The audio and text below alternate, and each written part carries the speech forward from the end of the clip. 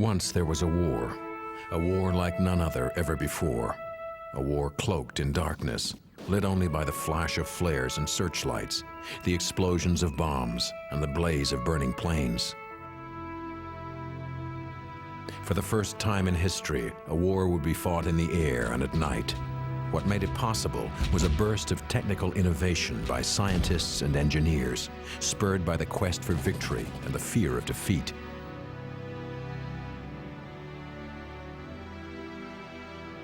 The remembrance of those who die in war is part of the promise made to those who agree to serve.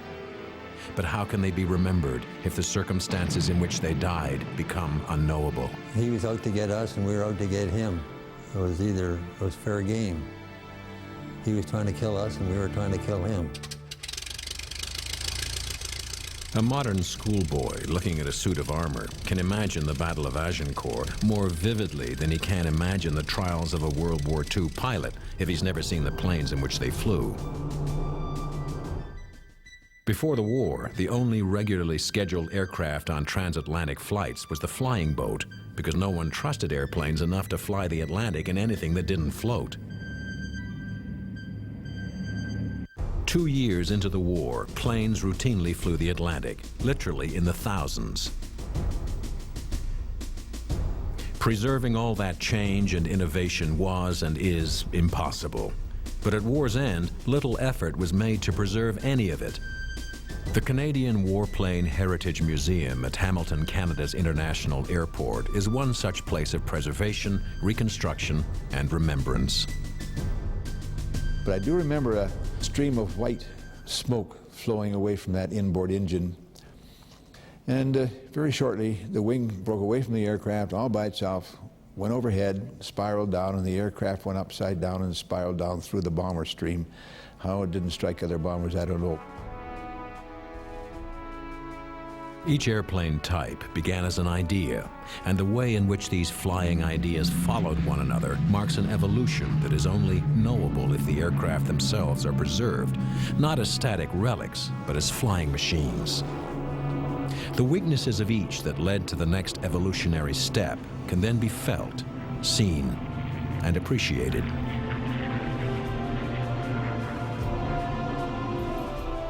In the war, the decisive events often occurred miles from the action and had to be initiated many years before their importance became apparent. Guesses became decisions as to what planes would succeed and which would fail. I can tell you that in 1944, our losses prior to that had been quite severe, and our losses continued to be severe. Nowhere were these guesses more important than in deciding what planes would best prepare pilots to fly aircraft not yet off the drawing boards, with specifications as yet unknown. One wrong guess was the Fleet Fort, the only trainer built in Canada during the war that was of Canadian design. The Royal Canadian Air Force did not want to buy it, and their doubts proved valid. The Fleet Fort as a trainer flew so well and so easily that it proved unsuitable for the transition to combat aircraft.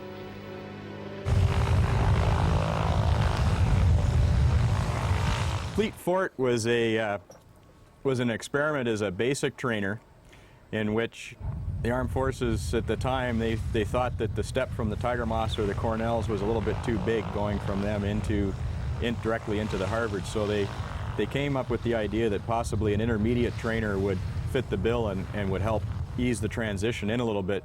But the experience showed that it really wasn't required. And the Fleet Fort and the Yales were pretty much switched over into the wireless trainer mode, in which the rear cockpit was stripped of all its controls, and they installed radios and such to train radio operators.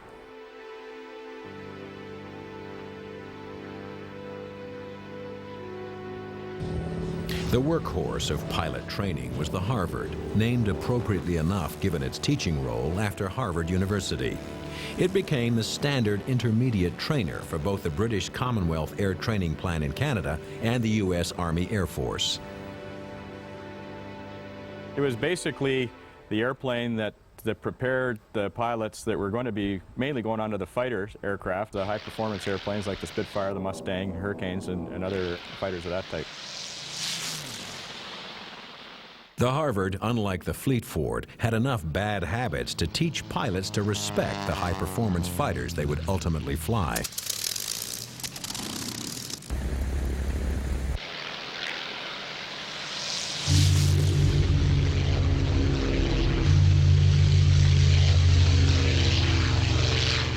In 1939, the Canadian government desperately wanted to avoid suffering the kind of massive casualties that had produced a conscription crisis in the First World War. They believed that probably the easiest way to do this was to, first of all, emphasize air training in the safe skies of Canada. With airfields located beyond the reach of any enemy, Canada became what President Franklin Delano Roosevelt would call the aerodrome of democracy. The British Commonwealth Air Training Plan trained the air crews of the New Zealand, Australian, South African, Canadian, and British Air Forces. Training fields were established in more than 50 Canadian cities and towns from coast to coast. Pilots and other air crew had to be trained in carefully graduated steps if they were to effectively operate high-performance combat aircraft.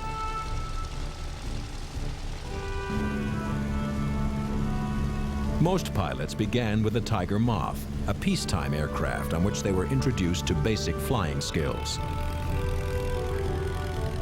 Those are my best times, really, I think, because I had a great time flying the little old biplanes, learning how to fly them.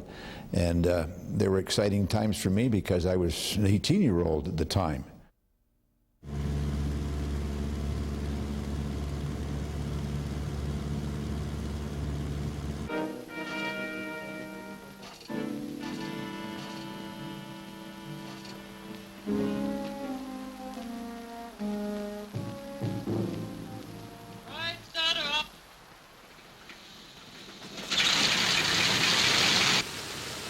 Very few of the young men from the Commonwealth had ever flown before. In a matter of months, they passed from a state of total ignorance to moving huge machines at night in conditions so crowded both in the air and on the ground that no commercial operation would tolerate them for a moment. The key to this transition, once the basic skills were mastered, was the Harvard. Fairly high performance. It's nowhere near as high performance as some of the fighter airplanes, but it has the same type of characteristics where it's a little bit unstable, quite demanding to fly, especially on the runways, and it has a pretty nasty stall spin characteristic, but otherwise it's a very nice airplane to fly.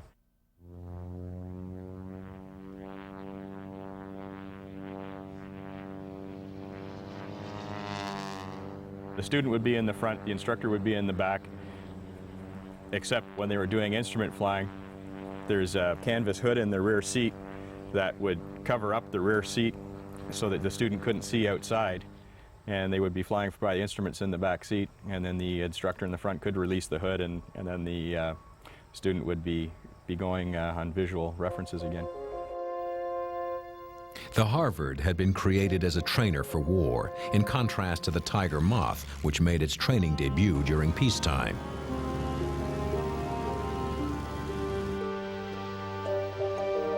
The Bolingbroke, Canada's version of the Bristol Blenheim, was a failure as a medium bomber. Too slow, too cumbersome, carrying too light a bomb load. But after this harsh judgment rendered by the rigors of war, Canada would build 687 of them. The Bolingbroke, after being retired from Europe, supplied 8 RCAF maritime squadrons on anti-submarine patrol. The rest were destined to become training planes, used to teach bombing, gunnery, and wireless under combat conditions, for which it proved to be ideal. The British licensed Fairchild Company, aircraft company in Canada, Longueuil, Quebec, to produce the Bristol Blenheim into a Canadian-made aircraft. At that time, there were some modifications made to the aircraft. Originally, it had a short nose. Under changes at 1939, they installed a longer nose to accommodate the navigator and bombardier. It was used as a trainer inland to train pilots from the British Commonwealth training program. But unknown to many, it served on the east and west coast and the Aleutian Islands. But this particular aircraft will be restored to the 119 Hamilton Tiger Squadron, which served in Yarmouth, Nova Scotia, on submarine patrol in the St. Lawrence. Like some aging, determined vet, the Bolingbroke retired to life as a trainer, but kept finding ways to get back to the fighting. There was 21 merchant ships sunk in the Gulf, awaiting convoy duty to England. 119 Hamilton Tiger Squadron served well. They got a few submarines at the time. More than simply restoring an aircraft, the Bolingbroke project has become a personal memorial. Wayne had been working at the museum for 6 years when a gift from his mother changed his life. As I was retrieving these aircraft, I was handed a scrapbook by my mother at the time, which I'd never seen. And in that scrapbook, I found a picture of my father, who had trained in a Bolingbroke at Jarvis. During the war, Wayne's father served with both the RCAF and RAF, ultimately being transferred to Tunis in North Africa. In December of 1943, he was shot down over the Med, and nothing was ever found. One ration box, one seat cushion, and an oil slick. That's all. For individuals like Wayne Reddy, the Bolingbroke Restoration Project is more than assembling a piece of our past. This is a very, very important part of our history and our life as we know it today. All things that are benefited from today come from the fact of what they did then.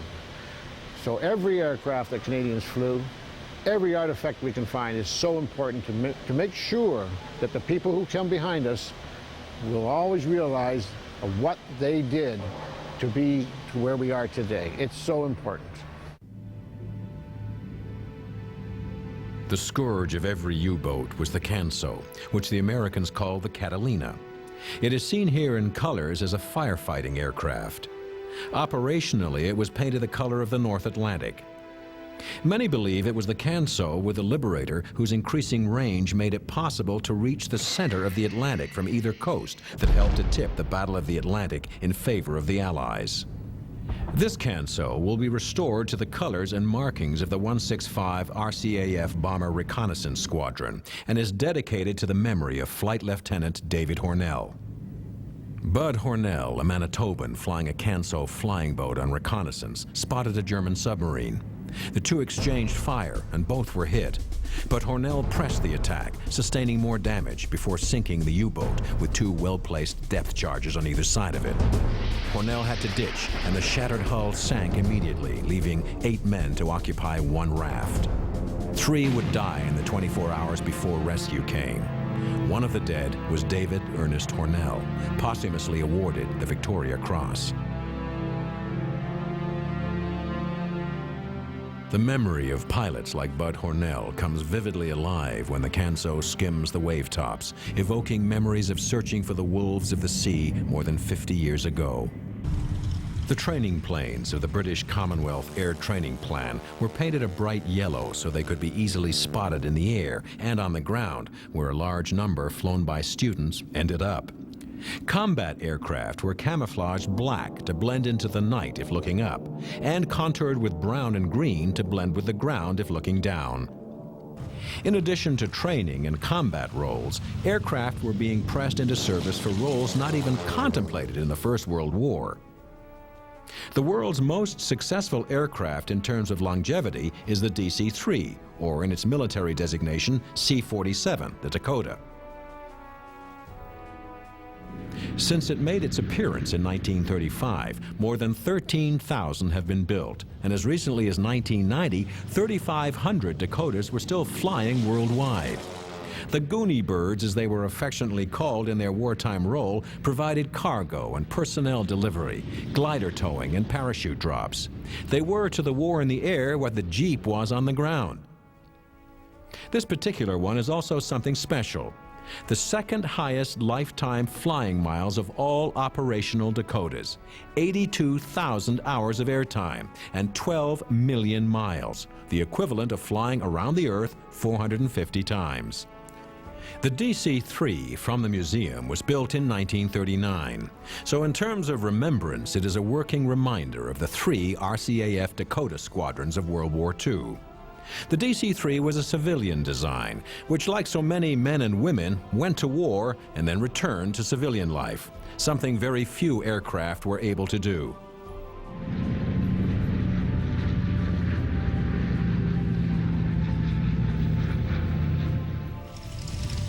The B-25 Mitchell bomber was the workhorse of the American Air Force, particularly in the Pacific. Not designed to take off and land from carriers, 25 of them were launched from the U.S. aircraft carrier Hornet in April 1942 in the first raid on Tokyo. Those that survived and weren't shot down flew on to land in China. The raid was a token one, meant mainly to jolt Japanese morale only 5 months after Pearl Harbor.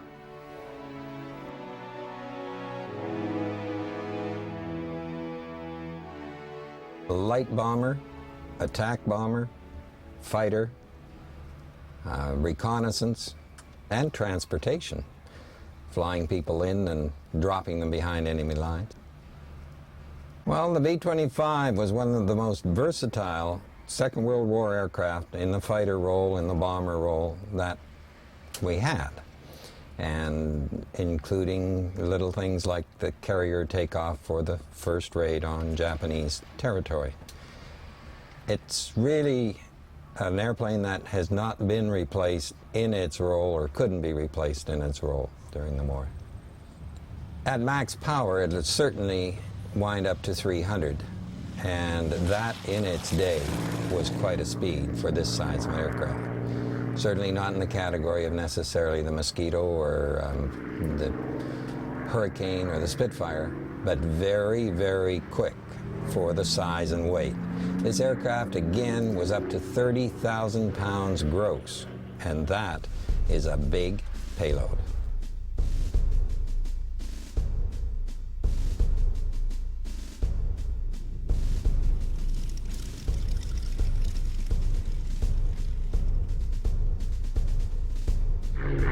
The A-26 Invader made its appearance at the end of World War II.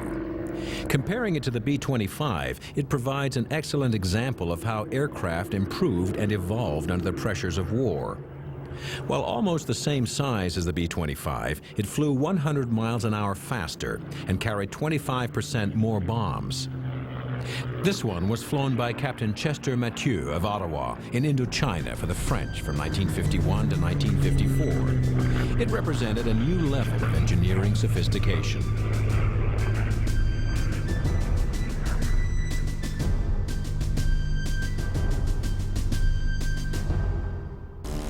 One of the most enduring symbols of remembrance is the Harvard, which dotted the Canadian skies during the war. The snarl of the Harvard is the sound of the propeller. When you get up to the higher RPM for which you'll be doing takeoff and climb, the tips of the propeller are approaching the speed of sound, and it's actually the shock wave off the tips of the propeller that is what makes the snarl.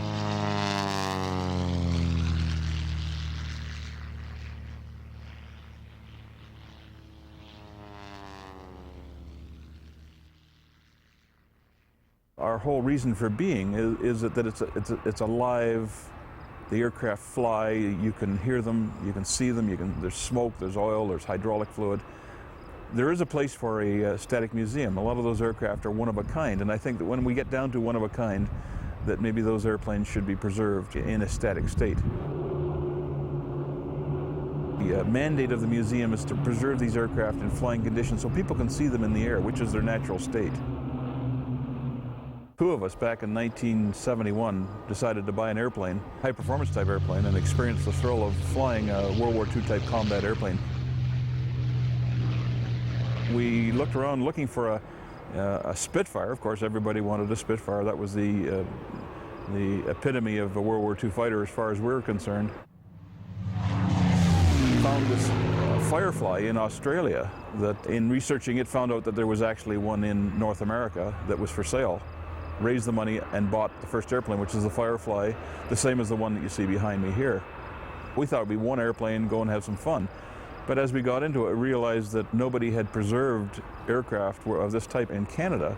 Any aircraft of this type that were in Canada were ending up in the United States or Great Britain. From that point, we had another 1 or 2 aircraft donated, and that's how it started. It was almost like Topsy. Nothing planned that way. Then in early 1993, disaster struck a near-fatal blow to the efforts of Dennis Bradley and his colleagues. On a fateful Sunday night, part of our hangar caught on fire. It wasn't caught until the morning, and it was a serious blow to the museum. We lost 5 airplanes, plus all our records, archives, spare parts. It was a real downer, if you like. And I don't think we emotionally have ever recovered from it. We lost the Hawker Hurricane, we lost the Spitfire, TBM Avenger, an Oster, Stinson 105. The Hurricane and the Spitfire were going to be part of our memorial flight to fly alongside the Lancaster. A lot of work had gone into those airplanes. We were very, very proud of them. It was a disastrous fire, and thank heavens, part of the hangar where the Lancaster was stored it was a concrete block wall and acted as a fire break, and the Lancaster itself was not damaged. Unlike other museums designed simply to preserve the past, the emphasis on machines that work can lead to unexpected complications. The creation of a museum that features 1940s technology that actually works presents unique problems, not just to make them function, but to make them operate with today's specifications. I think one of the biggest challenges is making sure that the aircraft, as far as the flying airplanes and the restoration products, meet the standard of Transport Canada as far as meeting the Canadian aviation regulations. And sourcing parts can be a big problem. And the airplanes tend to have a mind of their own. They can break, as you know, during some of the filming at any time. We know that the airplanes are in good shape, and we do a repetitive maintenance schedule with the airplanes that meet the Canadian aviation regulations. An equally versatile British-designed aircraft, the Lysander, succeeded both in training and in war by occupying a special niche in each. The short takeoff and landing used an elaborate system of slats and large flaps to enable the aircraft to land and to take off on unprepared landing strips in battlefield conditions. It was the aircraft of choice for the transportation of agents into occupied Europe, often returning with escapees, including Allied airmen.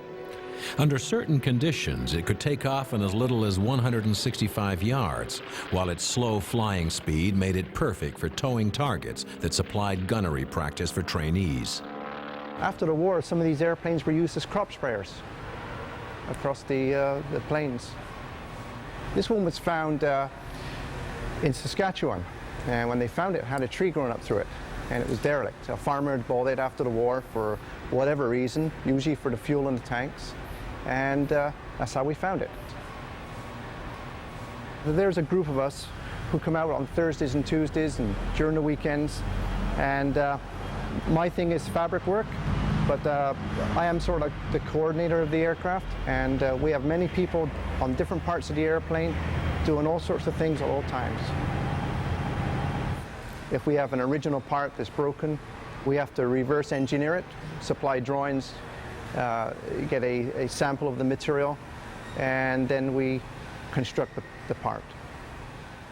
The theory of working on this airplane, these airplanes, is the same as any other airplane. They have to meet a certain standard of safety. We're lucky in this area that we use a lot of volunteers from industry. There's a local steel plants, and we get a lot of retired machinists, inspectors, you name it. We have people that do all kinds of jobs in industry that we take advantage of. We find ourselves like Tom Sawyer putting these people to work on our projects, and it's really rewarding.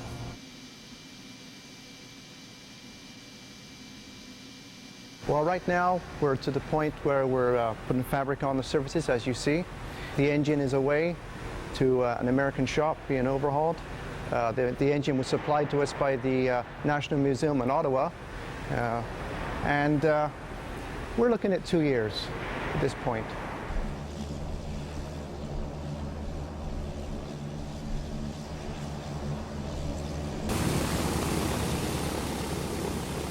There's no pressurization whatsoever in these old airplanes. That's one of the reasons they last so long, is because there's no stress from the pressurization.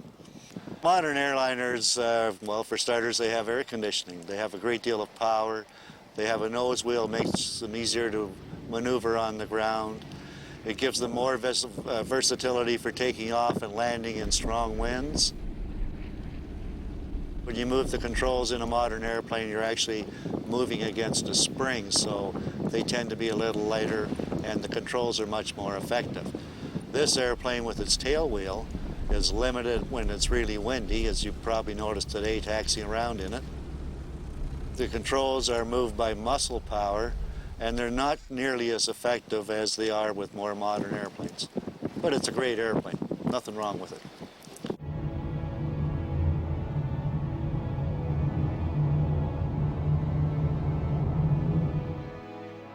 The Lancaster bomber was built for war, a fact which sealed its fate once peace came.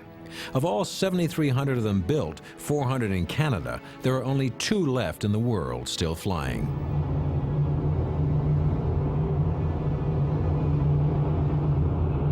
We always have fire guards, as called, people standing by with fire extinguishers in case things start to burn on us. With one of these levers, turn that on, which admits fuel to the engine, and press the appropriate one of the 4 starter buttons. In fact, mechanically turns the engine over, much the same as a starter in a car. And in the event that you lose an engine, you can go through the gate by moving the throttle sideways and pushing it, as we say, all the way to the wall. It's incredibly noisy. I've heard it described as being similar to 3 mad monks saying high mass and high-pitched voices. I fly a 747 for a living, and to begin with, there is no real comparison.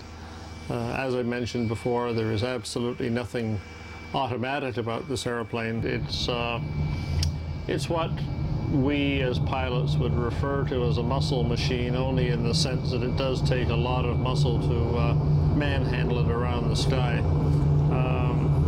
It literally takes 4 of us here in the flight deck of the airplane to handle both the controls and the systems.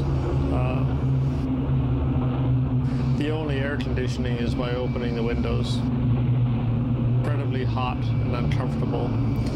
It is not a user-friendly airplane as people would describe them now, but then it was never designed to be. And we have attempted, insofar as possible, to keep it close to the original. We have not installed any creature comforts. The only basic additions are those which, for safety reasons such as communication and navigation, are insisted upon by Transport Canada in order to enable us to fly the airplane safely in the air traffic system as we now find it. It is a pleasure to fly. It is and can be a very nimble airplane. It can be flown very gracefully, if you will. There are not that many things, however, that you can do with an airplane of this size to display it. We are told by audiences for whom we have performed that the airplane flies beautifully and certainly sounds very attractive in the air, certainly different from most other airplanes that you see in North America now. The differences in American and British design and the philosophy behind each are also on display at the museum. The Americans stressed the ease and speed of construction and maintenance on the American-built Harvard. The fuselage is removable, making electrical and other maintenance fast and easy. The British, conditioned by a shortage of pilots during the Battle of Britain, had different concerns regarding airplane design. It was what we now describe as a single-pilot airplane.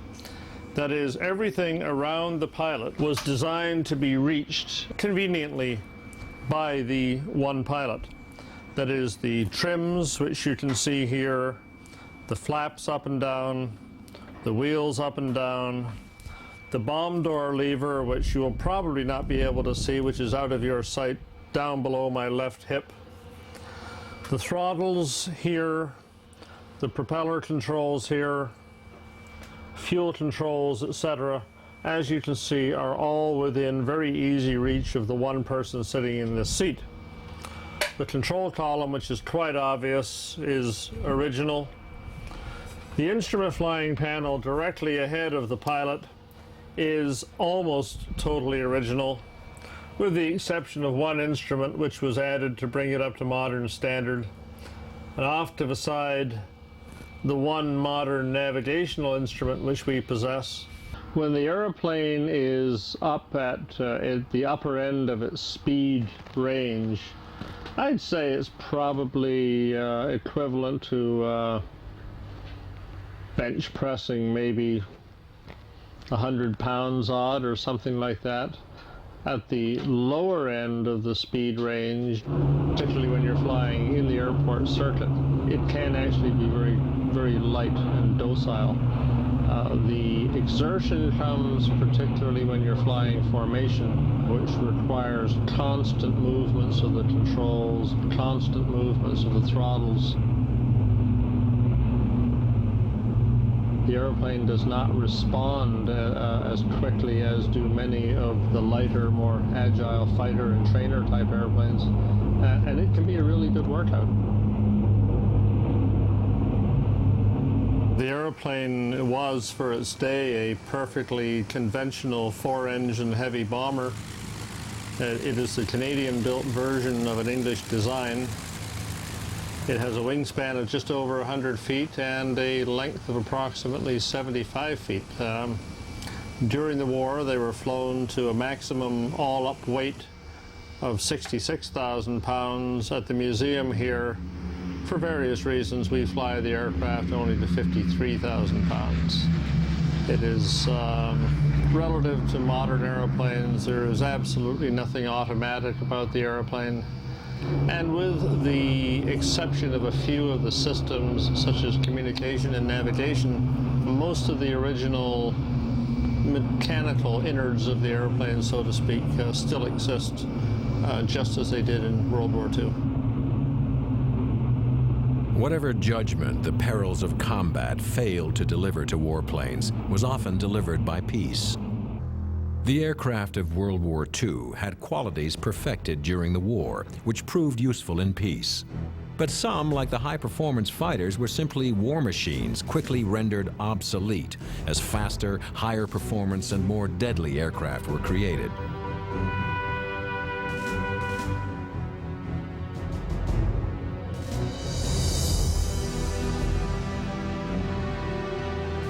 The Lancaster, with unmatched flying and operational performance, could carry a 22,000-pound bomb and could, when called upon, take evasive action that would escape the machine guns of enemy fighters. Originally, in the wartime configuration of the bomber aircraft, it was crewed by 7 people. The British in those days flew the airplane basically as a single-pilot airplane, so there was one gentleman in the nose of the aircraft who was both the bomb aimer, also doubled as the nose gunner. In the cockpit or flight deck here, there was the single pilot, an engineer, a navigator, and a radio operator, and 2 more gunners, the mid-upper gunner and the tail gunner, who were down at the rear of the aircraft. It was contingent on the rear gunner never to drop his guard, so you were constantly looking out into the blackness and hoping that you would see nothing, but once you did, then to take that evasive action and save not only yourself, but the aircraft and the crew. They come at you in 2 ways then, either from your level, from behind, or from underneath behind. And we were attacked on one occasion from almost above. He dove at us from above, coming in from way behind, and the gunners, of course, had clear vision of that, and the tail gunner called for evasive action, which was that old favorite term, corkscrew, and the aircraft had to do some violent evasive action. Once you saw an enemy aircraft, instead of engaging him immediately, you would instruct the captain with starboard go or port go, whichever direction you wanted him to drop the airplane. And I remember seeing tracer fire passing over the port wing as I was doing my dive to port before changing to the dive into the starboard and then rolling to come up starboard. It was very, very quickly done. It had to be quickly done because that enemy aircraft was coming in fairly fast. And when that aircraft would drop, it would go into what we call a corkscrew. But I remember seeing the tracer fire coming over that wing because this fellow was pooping at us. Pardon the term, but that was a term that we all understood. On that occasion, everybody was firing at that same aircraft, and I think that aircraft was destroyed. But before we could report our incident to debriefing back at base afterwards, some other crew had claimed that aircraft. So I guess there were a number of aircraft pooping at him because he made himself quite obvious sitting back there behind us over the target area. And just as we were going in on that bombing run, right behind us, a little bit above, just slightly above us, an ME-110, a Messerschmitt 110, right in the bomber stream, right over the target area, which was rather unusual because the flak is coming up pretty heavy. But there he was. What happens? Your bowel turns to water from fear. Another occasion we had to go into evasive action when the gunner spotted somebody coming up from below. And that was away from the target into the night. And good old cat's eye vision was necessary, and I could yaw the aircraft back and forth somewhat to let him have a good look below. But on one occasion there was one sitting there, and I don't think he ever made an attempt to come up under us, but we went into a violent evasive action on that case too.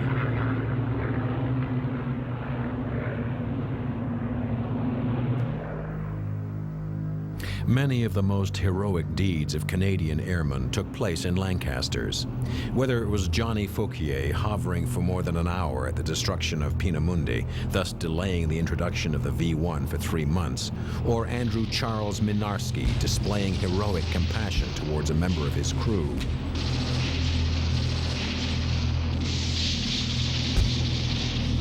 In June 1944, Minarski's Lancaster was shot down by a German fighter. With the plane ablaze, Minarski tried repeatedly and in vain to free his rear gunner, jammed into his turret. When Minarski finally jumped, his chute was on fire. Eyewitnesses on the ground said his descent to his death was like a Roman candle blazing across the night sky. Miraculously, the gunner lived to tell the story of Minarski's bravery. Minarski received his Victoria Cross posthumously. But preserving the true site of Minarski's heroism grows more and more costly. The work of preserving the technological past, primarily the planes of World War II, becomes more necessary and more difficult with the passage of time.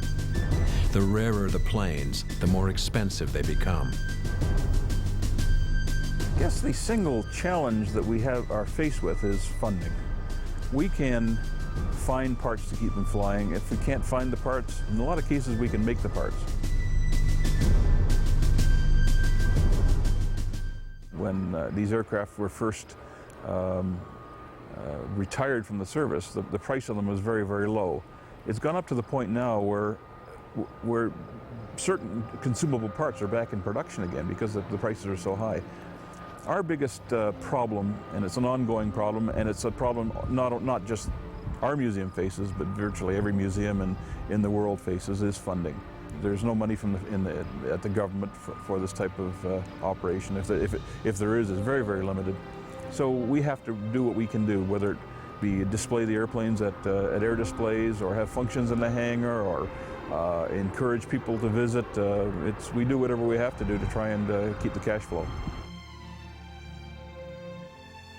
The cost of operating these airplanes is, to give you an example, in 1972 to overhaul a Merlin engine was $4,500. Today, the cost is over $60,000 US. The Lancaster we have here represents an investment of volunteer time and corporate donations, probably in the neighborhood of $3 million. That was in from 1977 to 1988 during its restoration period. Today would be much, much higher than that, and I'm not so sure that the corporations that were involved at that time would be able to do it with the economy the way it is today.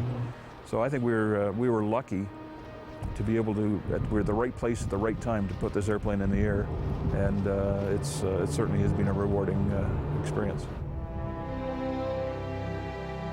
We don't have an active acquisition program as such, because we do have 2 aircraft being restored, 1 more waiting to be restored, and as aircraft continue to increase in price, where we paid in 1984 $385,000 for the Hawker Hurricane, today on today's market it's $1.3 million US. If this continues, it's going to become more and more difficult to add some of the more exotic airplanes to the collection. I guess we will continue to work with corporate donors and individuals who like to see these airplanes preserved, and have the aircraft donated is probably the only way we're going to be able to add to the collection some of these exotic airplanes we want. However, things happen in funny ways. Back in 1996, the spring of '96, we acquired the PBY Catalina, Cancel. It was donated by 2 of our members. Right out of the blue, we didn't expect it to happen, so these things happen, and I hope will continue to happen. I've been doing this now for something over 10 years, and I hope to have a few good years left in me yet, even perhaps after I retire from active flying. But what can I say? It's one of only 2 in the world, and it has been exactly that, a real privilege. Every time we have some senior gentleman come through the hangar to look at the airplane or to visit us at air shows, etc., whenever anyone says, "I used to fly these," I have long since learned to pay attention, because I have picked up innumerable little things which are basically pearls of wisdom, I guess best put, but which are not to be found in any of the manuals, of course.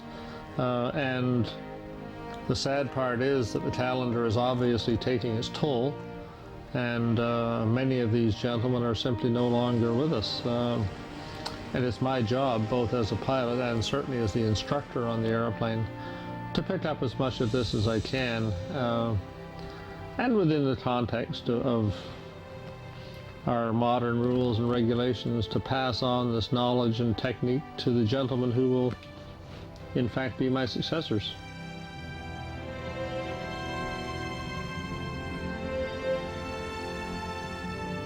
Nothing at the Canadian Warplane Heritage Museum better illustrates its purpose than the Lancaster. The aircrew of Bomber Command sustained the highest casualty rate of any Allied service arm. With the Lancaster, an important part of the collective memory concerning the events of World War II and their sacrifice is preserved. Without it, they are lost.